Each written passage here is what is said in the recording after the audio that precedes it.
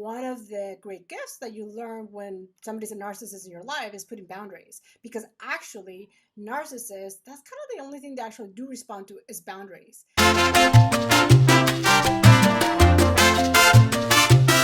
Hey everyone, welcome back to the channel. I am so excited to have Dr. Diana Londoño here with us.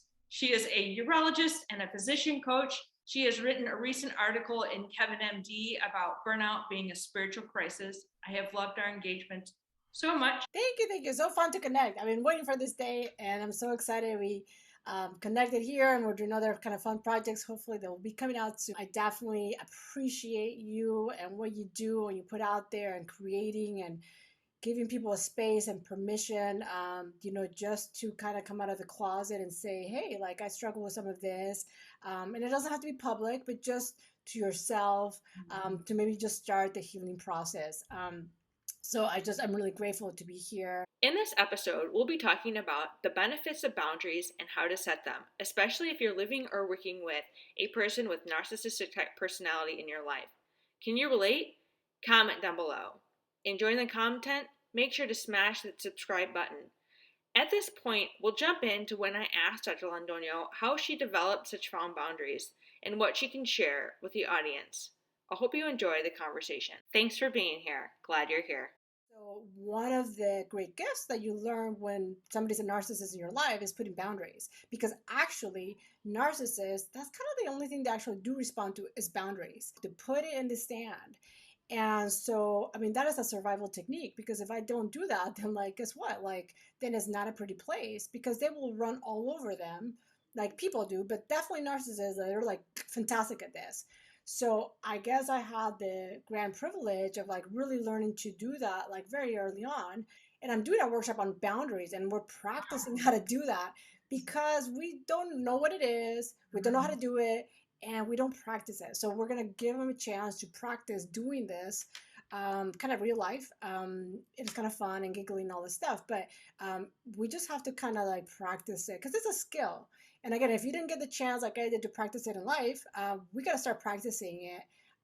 But so that's a great question because yeah, how do you do it? But you first start knowing what they are, then you start making them, but you got to practice them too. When you say the word narcissist, I'm like, a lot of times I didn't actually dive into research about the behaviors of narcissists until I was in a situation that was not healthy. And my coping wasn't to put up boundaries. It was, I coped with anorexia. And so Mhm. I was unhealthy. And I think that happens a lot. It's like, we can't really, unless you can label like, this is what's happening Oh to me yeah. in the boundaries, um, because it becomes such an abusive situation. So I'm sure there's many people that are listening to this that can be like, yes, I'm dealing with that situation, and they're at different places. So I would love to come back to now you've created such healthy boundaries, and the way that you speak, you can tell there's like a psychological boundary of like that's in that compartment. Yeah, Yeah. I mean, I think it's a process, and I don't know if I'm perfect, but I definitely practice it just like you practice anything in life. You practice piano, you practice boundaries, you practice like self care. I mean, it's a practice, it all has to be part of it.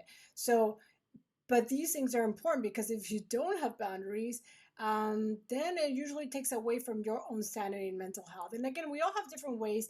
Um, you know, because the way in the way anorexia is about control because you can control what you eat or don't eat. So you're trying to control an uncontrollable situation because narcissists will like definitely want to control you.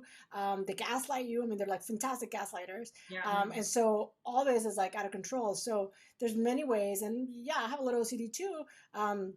So then it's like, yeah, if I get a little stressed, I'm like cleaning the whole house or doing that. I mean, that's my putting order, having control. Then I start cleaning the house. Yeah. That's how I cope, as well. So we all have ways somehow or another. We just want to try to do it in a healthy manner, and realize when we're going too much. And even like, let's say exercise, you can definitely, oh, it's healthy, but you can definitely go Yeah. like, which is part of some of the eating disorders, right? Like you overexercise, and that's control. And so you think, oh, it's healthy. No, it's not when it goes to a extreme.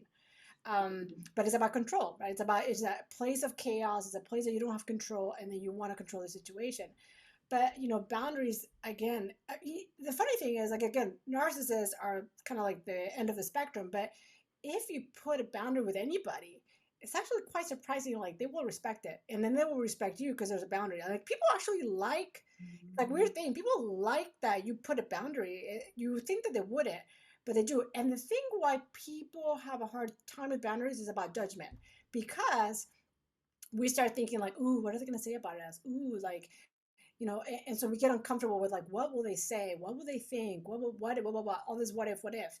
Um, and so it's like about self-love. Like you gotta like love yourself enough that like you'll be unshaken no matter what people say. Because people say all kinds of stuff. People say whether you do it or you don't do it, they're gonna have a judgment. And that's okay because that's our brain. That's how our brain works. Our brain judges and categorizes everything in life because that's good, that's bad, that's good. Because am I going to die if I eat that apple, or is it going to be delicious apple? So you categorize stuff and you categorize and judge everything. So you don't have to beat up yourself that you're a judgmental person. You just have to be like, oh, I'm judging. Like, like I'm just being a normal human brain. I'm a judging machine. Um, but then you just realize like, yeah, that's just human nature. They're just judging, and that's on them. That's their thoughts. Keep them to you. I know you're sharing them, but like they're about you. They're not about me. So no matter what I do or don't, I'm going to do and say, what I need to do for me. And then you just do your own thing, because at the end of the day, if you don't put that boundary, it's going to affect you like psychologically, emotionally, physically, if you don't do that boundary.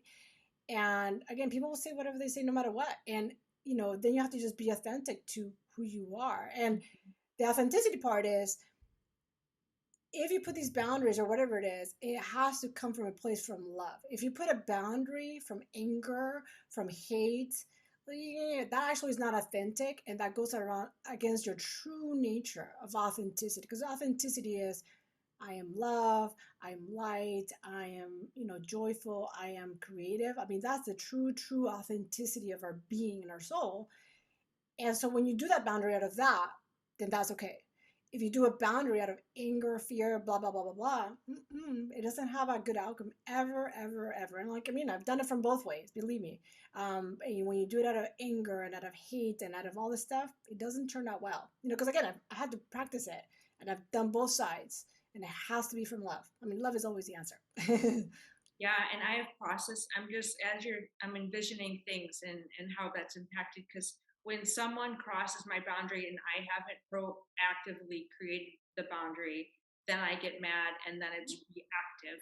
Mm-hmm. If I can see the person's actions for what I think they are, a reflection of, if a person is manipulating you and they're narcissistic, usually it's a self-worth issue on their, like, I can understand where they're coming from.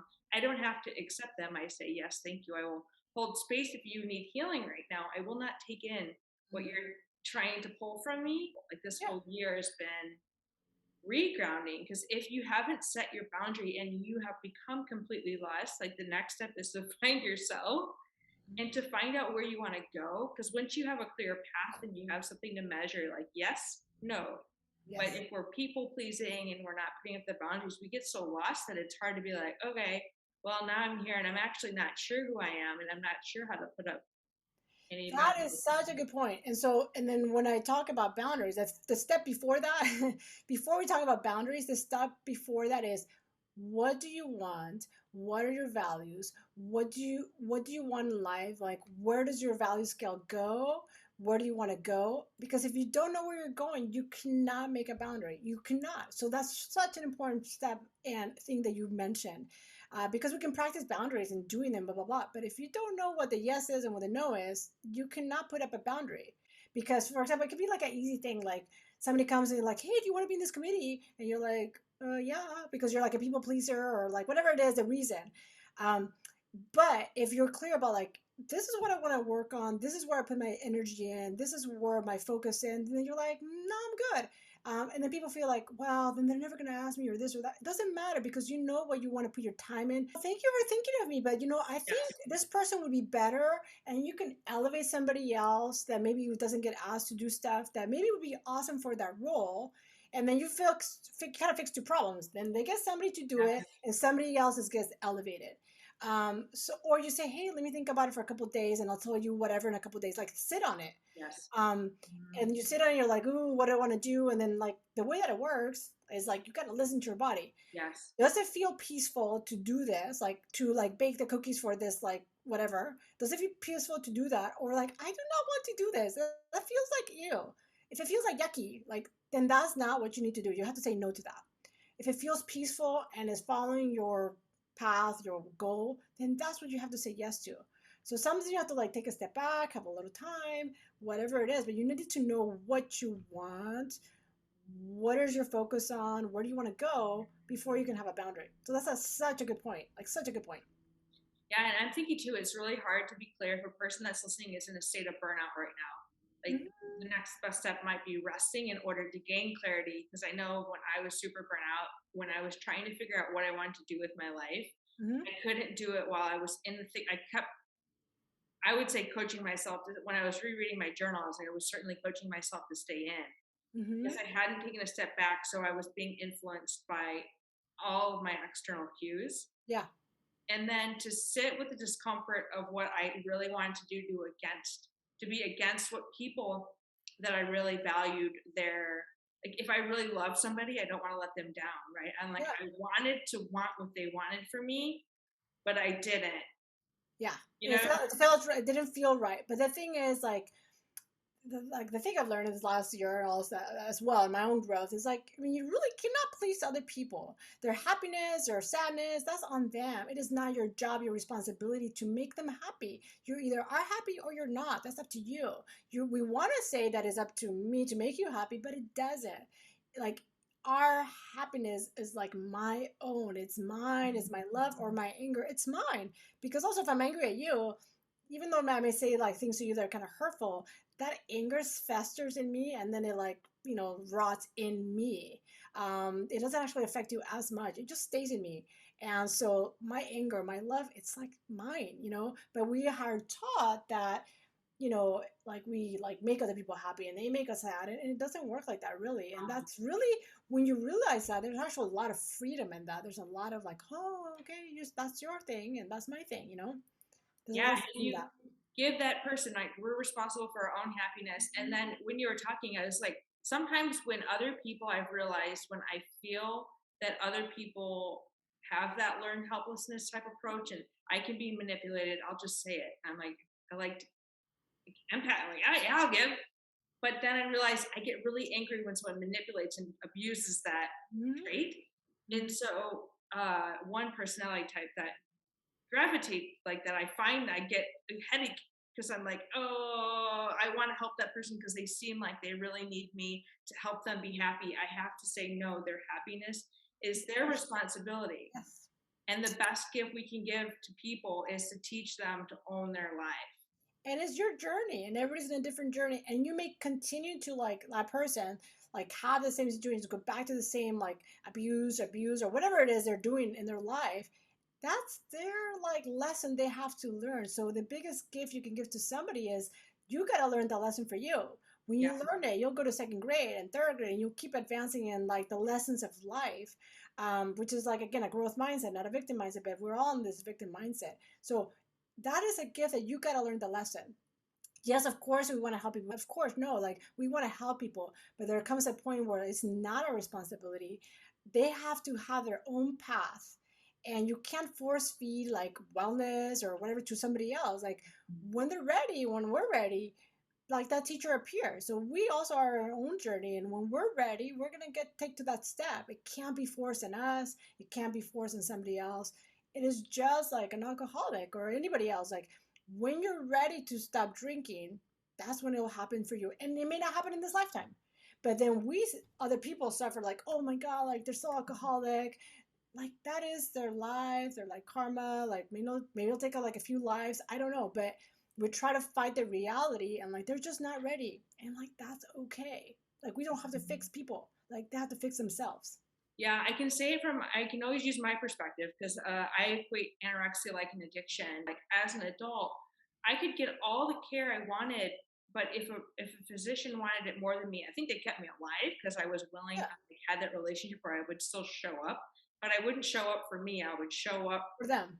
Yeah. to like kind of be there. Yeah. Yeah, and I think it's that fine line because sometimes in our lives, like we do need those people that will just keep showing up. They can't want it more than we do, Sure. but they can keep us alive until we want it ourselves. We want to be there and support them, but then we can't get sucked into the vortex. We just have to be loving and send Yes. love. And then when they're ready, then that's when, like, hopefully you're also there. And like, again, we're not going to abandon people. I mean, that would be inhumane too. We want to keep them alive. We want to, be loving and try to help them, of course, but we don't have to get sucked into the vortex because that is their journey to find and do when they're ready. That goes back a little bit to like sort of like when you were trying to like get out of your own burnout or mine. And like, I mean, this is really what, because mine was like for a whole year, but it was also like, well, what am I good at? Who am I? What are my gifts? What am I good at? I mean, urology, of course. What can I give back to the world? And asking those questions, which are, I didn't realize these are spiritual questions. Some people find them as like midlife crisis questions. Usually happens around the same time, but these are spiritual questions. And you know, my life was really a spiritual desert. I mean, I didn't really I mean, religion, whatever, I don't know. But like, I mean, I believe in spirituality, but I really didn't really know much about it. I didn't practice anything. I didn't know. Um, and then I was like asking this question, and I'm like, okay, then like, what do I got to do? And like, it made me, also think of my kids, like, because I grew up with a narcissistic mom who was not present, because that's what they are, they're not present. Then I'm like, well, I'm not being present for my kids. Like, why did I then have kids? Because I waited like 10 years plus while I was married to have them. I mean, I chose to have them at that point. It was a conscious choice to have them because I could have had them at the beginning and I did not want them. I didn't want kids for a long time.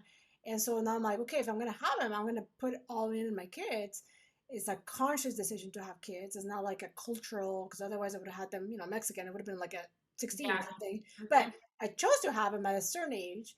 So now it's like, what am I doing for my kids? Like, because I'm not present, I'm burned out. I'm just like a blob of material blob, and I'm not being present for my kids. And that's not what I want for my kids, because like that's not what happened. I had a mom that was not present for me. So why am I here entrusting care of these children if I can't? So I'm like, get yourself out of this, figure this stuff out. And again, for me, it was like, yes, I started founding podcasts and life coaching. That was like the beginning of the awakening, of course. But to me also was like, yeah, coaching is good, and that's some step, because coaching is like about awareness and mindfulness, which are like Buddhist principles. And that's really important. But you can have awareness, but if you don't have the time to then sit on this discomfort and this awareness, and then do whatever you want to call it, meditation, time out, quiet time, whatever you want to call it, if you don't have that introspection time that's a little deeper than just coaching, then it's kind of like, okay, and then you really have to also then have a spiritual component, like, again, this holistic care, whether it's about your patients or about yourself. It has to be holistic. And then when you kind of join it with that, then that's when it's like, whoa, it's like so much richer, so much deeper, because otherwise it's just like, oh yeah, I know, I see my patterns, and you see them, but then what about the patterns? Like, you gotta like sit in them, Yeah. work on them every day, right, every day, and then you gotta connect it to a higher source, which whatever's God, energy, Buddha, Jesus, whatever you like to call it. Like, there's no like one that you like, and whichever's your flavor is the right flavor for you. Yeah, and there's so many different tools that people can bring together their own mind and body. Because I know we can coach ourselves to stay in toxic situations. We know we can overcome mentally. We're just so strong, Oh especially yeah. in medicine or in most of the world today. In order to really heal, it's like reconnecting everything that you're saying. As you're saying the energy, I'm just imagining like all the energy and how you feel it in the body. And if you have a lot of trauma, how that can be experienced in the body. And if we don't have the tools and the exploration of what we personally would value from, like you say, the dance or movement. And I have a video on my compulsive exercise where I took running too far because I wasn't ready to sit and process. So I moved a lot. But when I was learned how to sit and actually move in a mindful manner, that was like the most healing experience. And with it came that contemplative time to be mindful with spirituality. And it's like whatever it looks like for people. I love it, and I got a little chills now, because Yeah. then it reminded me of, like, I'm a runner. I was a runner, and like high school, college, whatever, and I still run. And running for me is meditation. I didn't know what it was, but like it is. I mean, it's like you touch the ground, so you're grounded every time you step. And I used to breathe. I didn't listen to music when I ran ever. I just listened to my breath, and I didn't know it was meditation, but it is.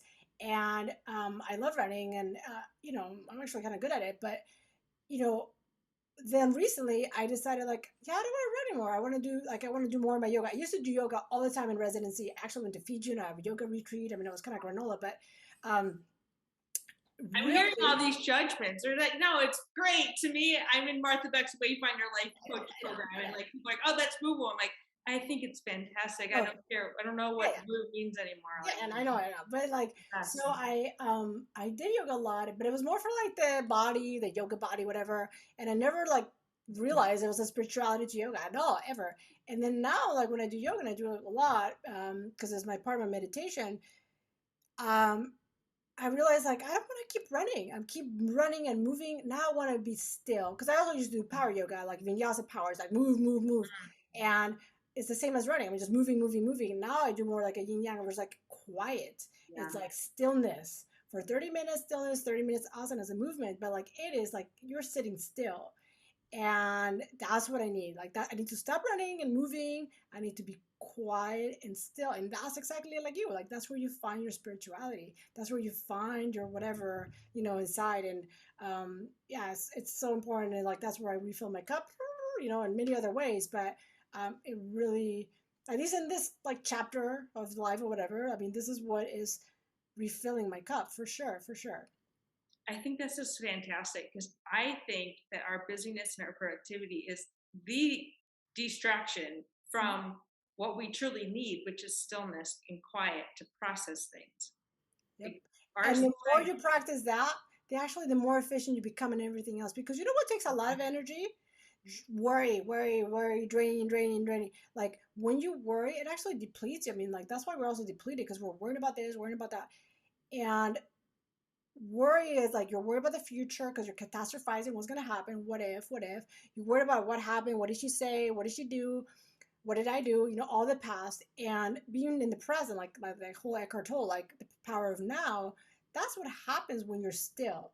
That's what happens when you do meditation or yoga. You are present in the moment, and there's no worry in the present. There is not. I mean, actually, it's like what, but there isn't.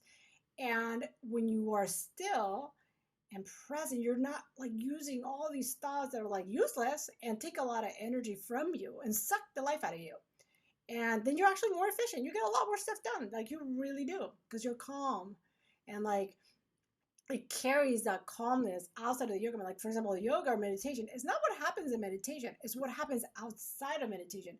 It's what happens outside of yoga.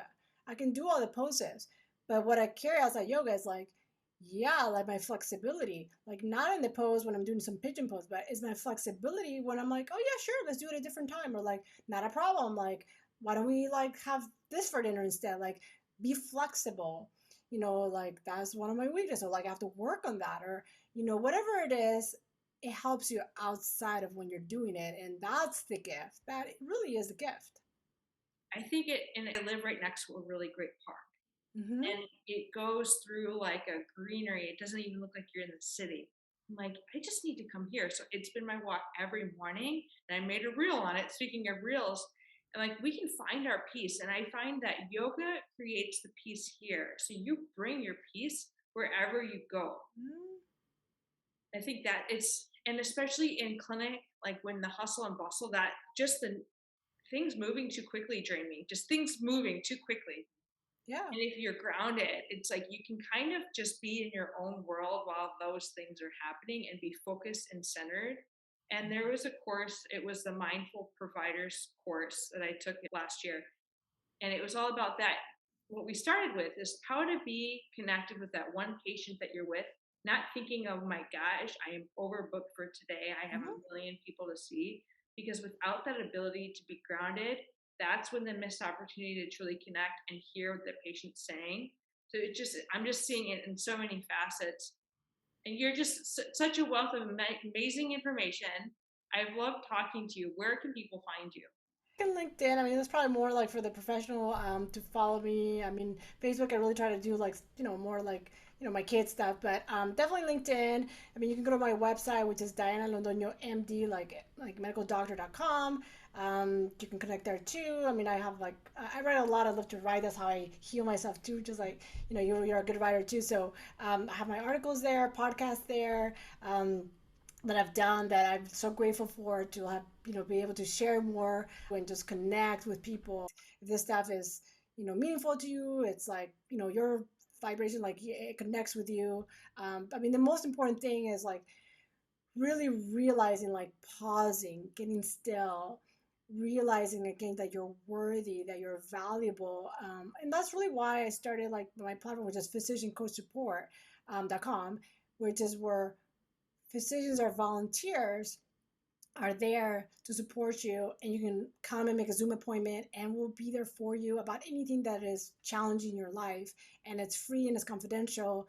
And the reason why I started is because I believe in hope. I believe in planting the seed of hope to people, because that happened to me when I used the physician support line, which is like an analogous support group by psychiatrists. But I used it. It gave me hope in humanity. I decided I need to do that with my skills because I'm not a psychiatrist. And I believe in hope. I believe in abundance. I believe there's enough of everything to help people. And I do believe we have to help each other. I really do.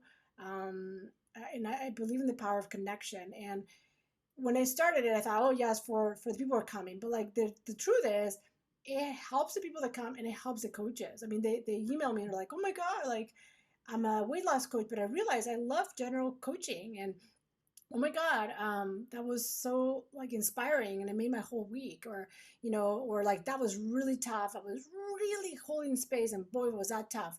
But you know what that teaches you is when you have your paid clients, because all of them have their business, then like the 5 minutes of someone kind of struggling, it's like easy breezy, because we just spent an hour holding space for somebody that just wasn't ready. But that's okay. Like, we don't judge it. We just want to help you. We want to be there for you. We want to plant that seed of hope to say like, hey, like we got you. Like, there's no judgment. There really isn't. We're just using our skills as coaches to like give you a different perspective. It's not free coaching. You're not gonna get the transformation you want, like whatever the 8-week program or the 12-week program. I mean, that's a different animal. But like, come and like realize somebody there really cares about you, and the people that are there, the coaches, are volunteers. I mean, they really care about people. They really want to support people. They really, are just really good human beings. And like every single one of them, all 36 of them are just amazing, amazing people. And I'm really thankful for them. Um, believed in me, came. I didn't know any of them. Actually, I don't know really any of them in person, but they came and they believed in something, which is hope and it's people. So I'm so thankful to them. Kind of teary, but I really am. I mean, I really like. I mean, that gives me hope, right? Like that makes me wake up in the morning at 6 a.m. and do this stuff and be here late because this stuff matters, right? So anyway, so thank you for the platform. So fun to speak to you and giving me a chance to connect with you finally. And just I love you. I love you, and I just love what you do. And we're on a journey, and as much as we can help, want to sprinkle the dust on you and help you and elevate you and celebrate you and all this Many stuff. different ways, right? Yes. From all different, I feel like this is what you just did to everyone, was you just sprinkled your magic everywhere from so many different angles, so that you can meet, your insight can reach people wherever they are at on their journey. Yeah. That wealth of knowledge. And then also you can tell the depth of healing you've done, because then you provide that space for others and that insight for others. I think the empathy that you have, most likely as the human you are, but also through that time that you spent on your own healing journey, it's like you know how to create that safe space, and it's so palpable. So it's my honor to have you on here and share your voice. And I'll make sure to put those resources below. And also that holding space. As physicians, we talked about everyone, we always want the answer, but that is often the answer, is just to be able to sit there in a safe space of silence. So thank you so much for being here. And everyone, please check out below where you can find Dr. Londoño. And her name You It pronounce was it hard. We had to so well. practice, but she did it. Yeah, Londoño, Diana, she got it. And at the end, yes, thank yes. you all.